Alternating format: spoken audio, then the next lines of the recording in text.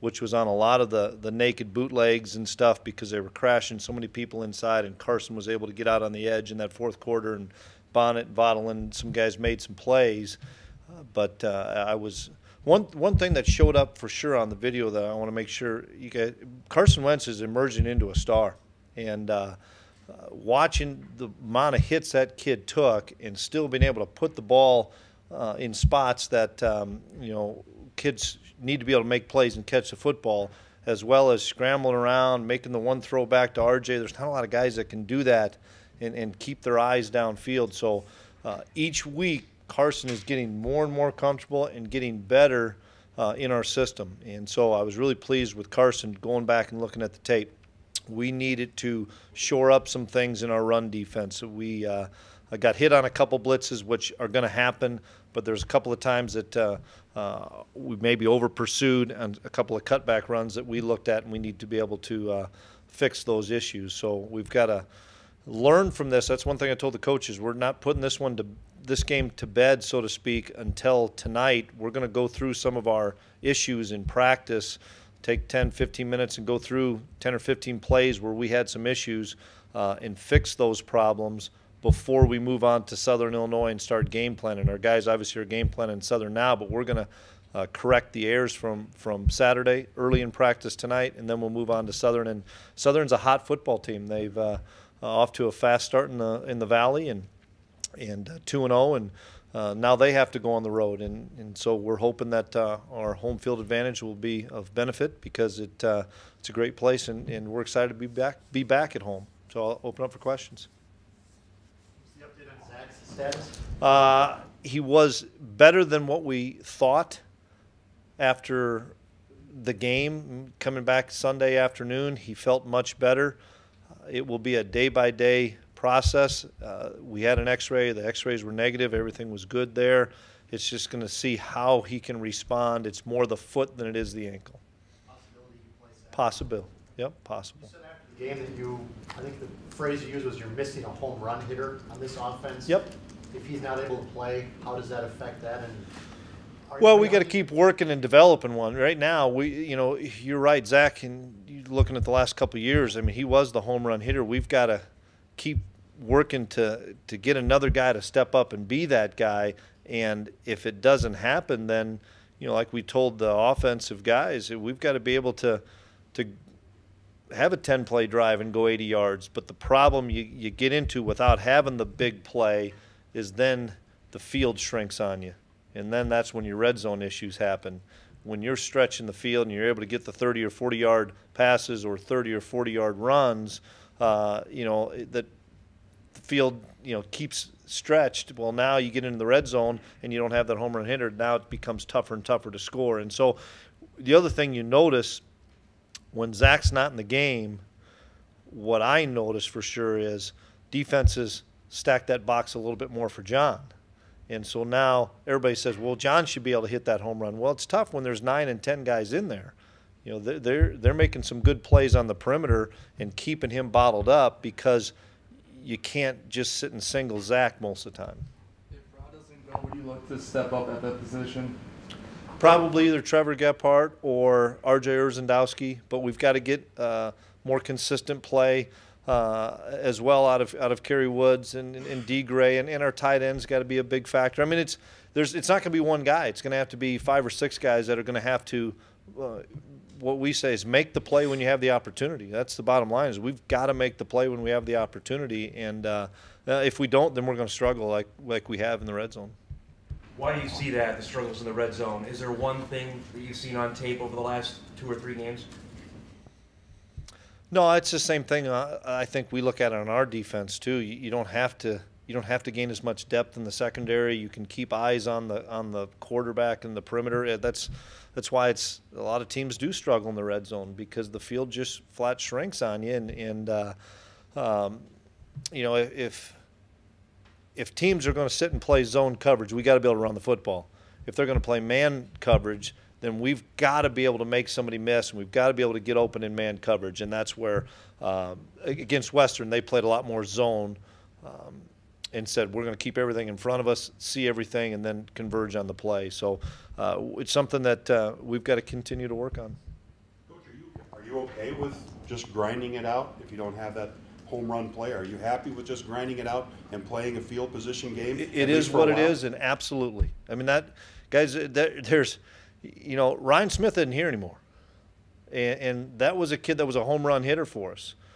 We replaced 4 starters in the offensive line, and we're playing a lot of young kids that, you know, Billy Turner's not leading power and not leading G, you know, and so we're going to have to grind it out. And our guys understand that now. I mean, you are what you are after 5 games, and we've got to be able to grind things out because, you know, our kids are giving great effort. We think we can fit some runs a little bit better and stuff up front, and we can maybe get open a little bit better. But we lost an awful lot of talent off that last year's football team, and that's the thing. I think everybody kind of, boy, are you disappointed you won 17-10? No, I'm ecstatic because this is a football team we are, and we're going to have to grind games out offensively and defensively. Do you think the players understand that, or did the players have an expectation of rolling people like they have been able to do the last couple of years? And is that part of what Colton after the game was talking about, where you seemed disappointed even though you won the game? Well, I think that's the expectations that guys have set, but in reality is, yeah, they do. We had a good talk last night with the captains, and yeah, they understand. Those guys especially understand. Now we got to get some of those kids that maybe are some of those role players to understand that, hey, it's a critical play on special teams that's going to be a difference for us. You know, Trey Dempsey down in that thing inside the 5 was a big play for us.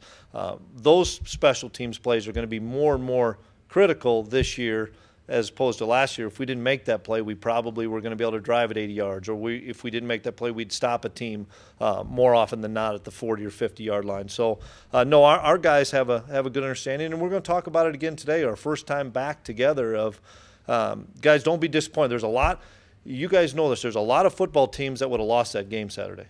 An awful lot of teams would have lost that game Saturday. But because of the kids that we have, the resiliency of those kids knowing how to win, they found a way to win. There's a lot of teams I know in the FBS top 15, top 20 that were upset on Saturday.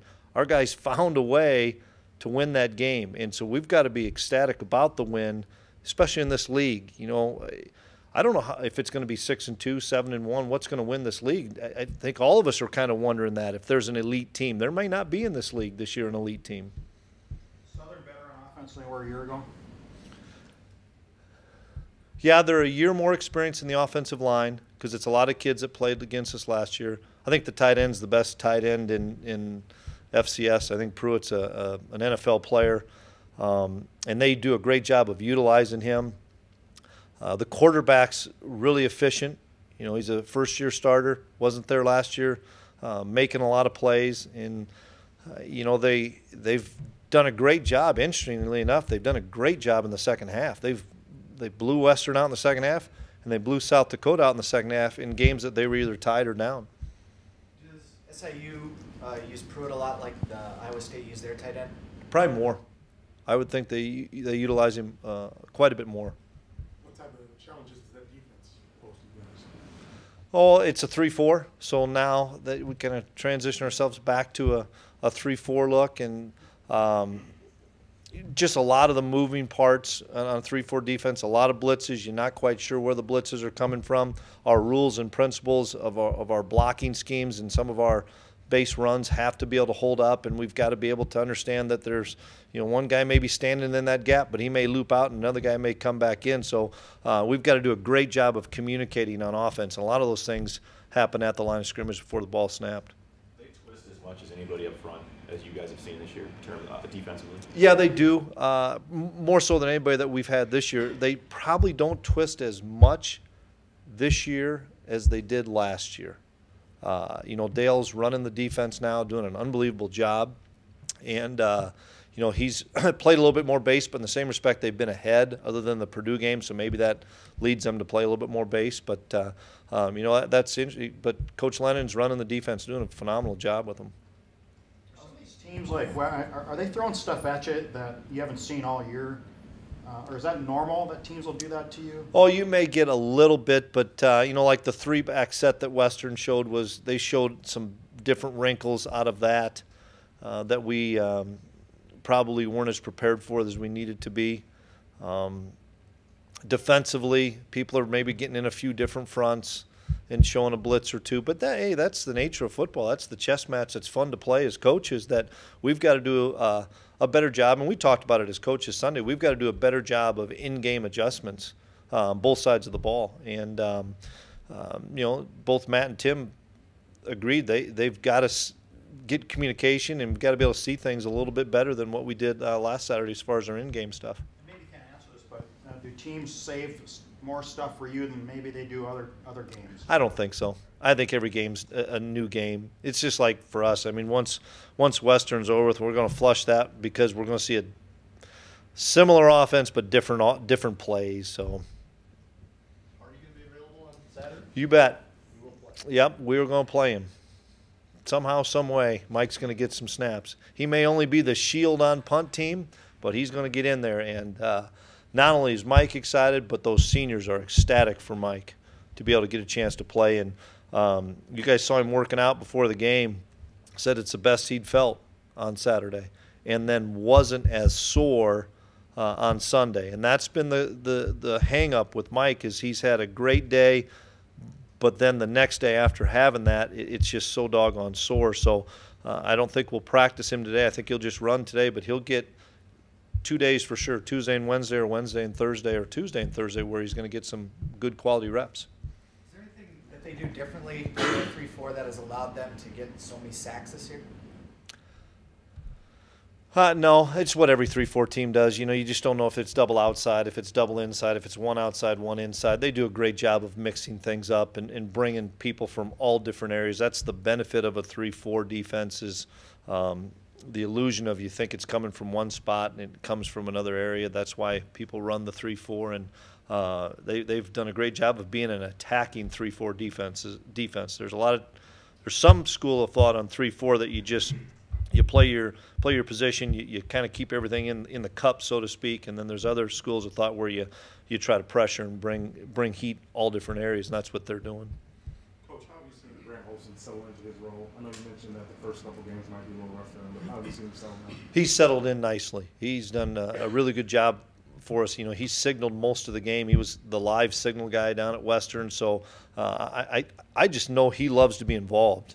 He loves to coach the scout team guys, and that's always hard for a first-year guy out, is you want to just coach the guys you played with and in the scheme that you're in. But coaching effort, coaching technique, coaching how to play the game the right way to all these young freshmen. I don't care if it's a scout team tackle or a scout team running back. He'll get on them and say, hey, did you finish that play? That's not the way we do it here at North Dakota State. You finish every play. I don't care if you're the backside tackle and you're the scout team guy. Finish the play. That's been so great for those kids, and it's not just once or twice during the practice. It's after every play.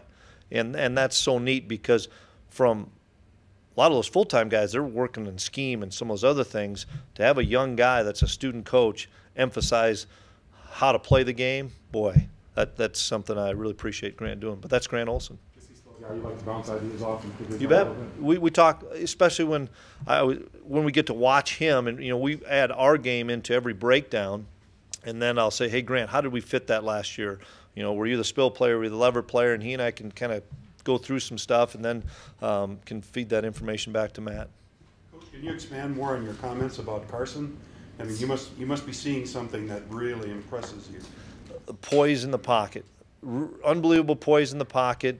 And ability to stay in the pocket and take a shot. And he took some shots on Saturday and delivered strikes, as well as getting out of some. The one he did a couple times where they had a looper come free and he avoided it and then scrambled and kept his eyes downfield. A lot of kids will scramble and immediately tuck it. Now, we're okay with him tucking it and running, but there's a couple times that he scrambled out, like the one with RJ. He scrambled out, went to the other side of the field, and then stayed composed, stayed poised, and found it. And you would almost say, don't throw it, don't throw it. What a great throw, because you don't go from one side of the field to the other. But that's, in the same respect, Carson's a little bit different. There's not a lot of guys that probably can make that throw.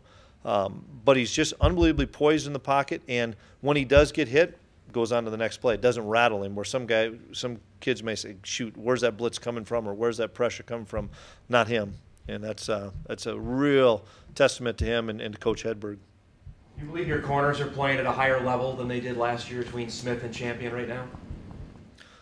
Well, it's hard to say they're playing at a higher level than Marcus, and I know Marcus in the middle of the season struggled with some injuries, but they're playing exceptionally well. Two plays that CJ made were really, really dynamite plays, and he uses his length so well, knocking balls away. And I credit Esley on his interception, because if S doesn't stop on a dime and absolutely sprint to where that receiver was, that ball goes incomplete. But that's the details of what we do on defense. Same with Greg Menard, that fumble. You always are sprinting to the football because something good's going to happen if you're there. Your thoughts on what you saw out of the Valley this weekend with Northern Iowa losing, South Dakota State losing? Is it just another weekend in the Valley? Another weekend in the Valley. I was.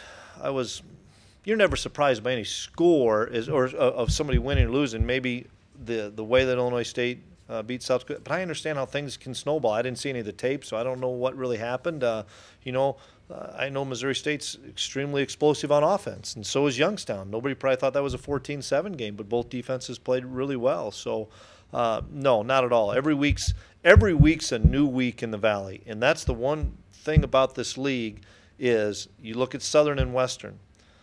Western was able to flush that game out of their system pretty quickly and move on to the next game, whether that was us or not.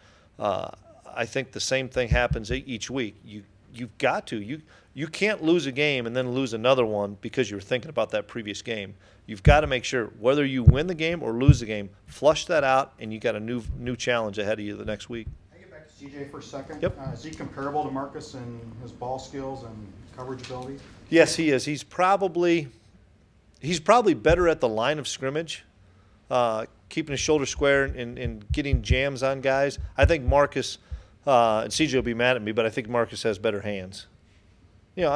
Marcus came up with so many balls, it's hard not to say, but I think CJ's playing as well as any corner that I've coached right now. I mean, Marcus obviously was an unbelievable playmaker, but CJ's playing at an unbelievably high level, and so is Jordan. A lot of people like to use that phrase "shutdown corner." Does that apply?